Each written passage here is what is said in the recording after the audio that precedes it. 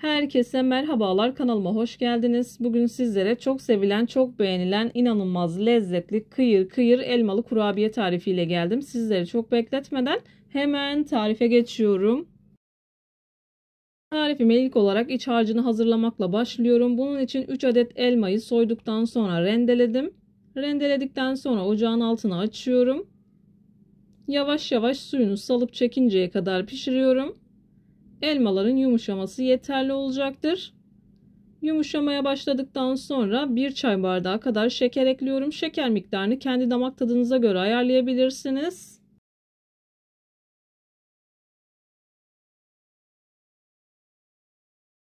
Kullanmış olduğum elmanın cinsine bağlı olarak elmalar çok fazla kararmadı. Tamamen yumuşadı. Şekerini ekledikten sonra birkaç dakika kadar daha pişiriyorum.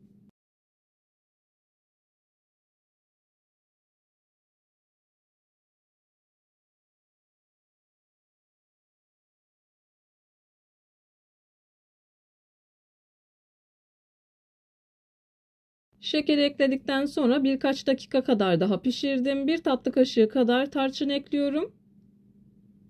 Tarçını ekledikten sonra 1-2 dakika kadar daha pişiriyorum. Aromasını tamamen versin. 1-2 dakika kadar pişirdim. Ocağın altını kapatıyorum. İlk sıcaklığı çıktıktan sonra yarım çay bardağı kadar ceviz ekliyorum.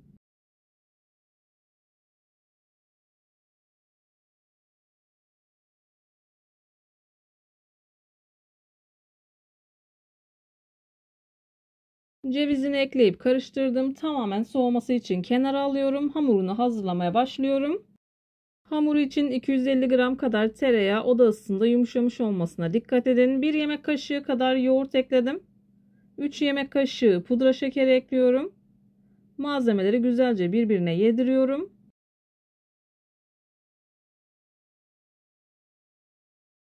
Tereyağını, yoğurdu ve pudra şekerini güzelce karıştırdım. Göz kararı olacak şekilde yaklaşık 2 bardak kadar un ekliyorum.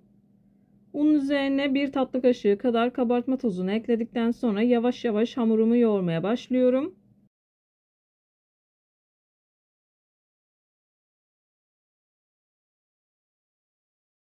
Bunu azar azar kontrollü bir şekilde eklemeye özen gösterin. Ben bu tarif için toplamda 3 bardak kadar un kullandım. Unun markasına ve kalitesine göre alacağı un miktarı değişebilir. Lütfen kontrollü ekleyin.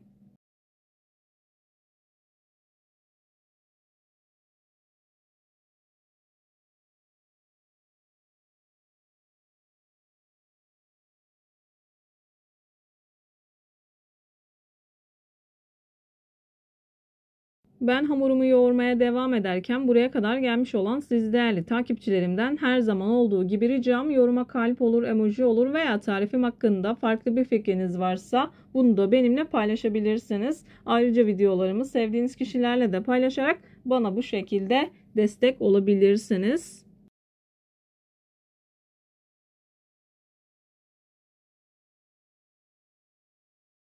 Toplamda 3 bardak un artı 1 yemek kaşığı kadar daha un kullandım. Hamuru toparladım, masaya alıyorum. Silindir şekline getirdikten sonra hamur kartı ile göz kararı olacak şekilde parçalara ayırıyorum.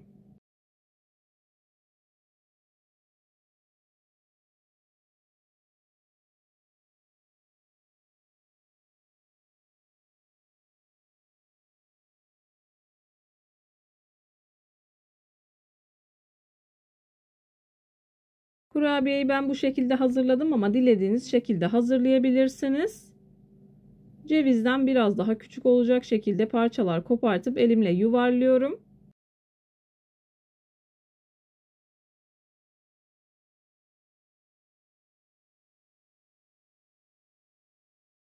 Bir tane hamuru alıyorum. Elimle biraz yuvarladım. Silindir şekline getirdikten sonra elimi çok az sıvı yağına batırarak içli köfte açar gibi açıyorum.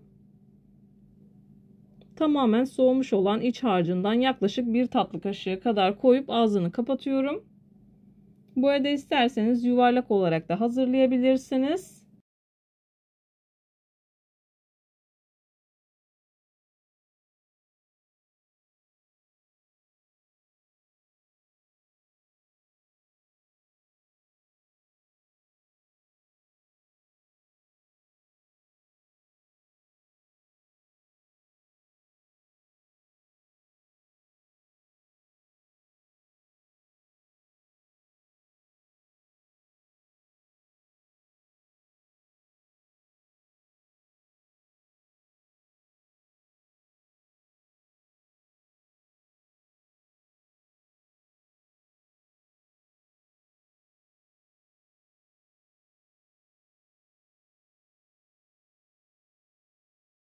Videolarımda yapmış olduğum tariflerin elimden geldiği kadarıyla püf noktalarını vermeye çalışıyorum. Ama yine de aklınıza takılan herhangi bir şey olursa yorumlara yazarsanız gördüğüm zaman sizlere dönüş sağlarım. Yine aynı zamanda videonun altındaki açıklama kısmına malzeme listesini tam not olarak ekleyeceğim. Dilerseniz oradan da bakabilirsiniz.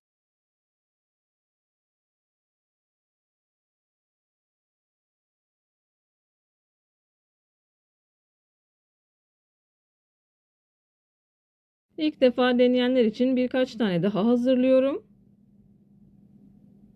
Fırının mutlaka önceden ısınmış olmasına dikkat edin.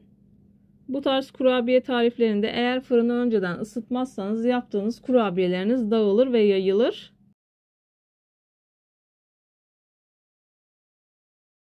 Kurabiyelerimi hazırladım. Dilerseniz bu şekilde, dilerseniz üzerini bu şekilde bıçak ile çizebilirsiniz.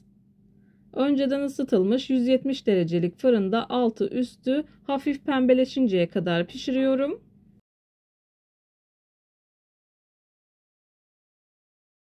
Kurabiyelerim fırından çıktı. Gördüğünüz gibi çok güzel bir şekilde piştiler. İlk sıcaklığı çıktıktan sonra üzerine pudra şekeri serpiyorum.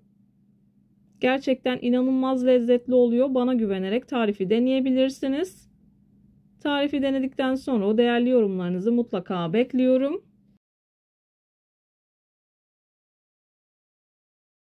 Ağzınızda adeta eriyecek bir videonun, bir tarifin daha sonuna geldim. Umarım tarifimi beğenmişsinizdir. Tarifimi beğendiyseniz beğenmeyi, kanalıma hala abone değilseniz kanalıma abone olmayı, bildirim zilini açmayı lütfen unutmayın. Kendinize ve sevdiklerinize çok iyi bakın. Başka bir tarifte, başka bir lezzette görüşmek üzere. Hoşça kalın. Allah'a emanet olun.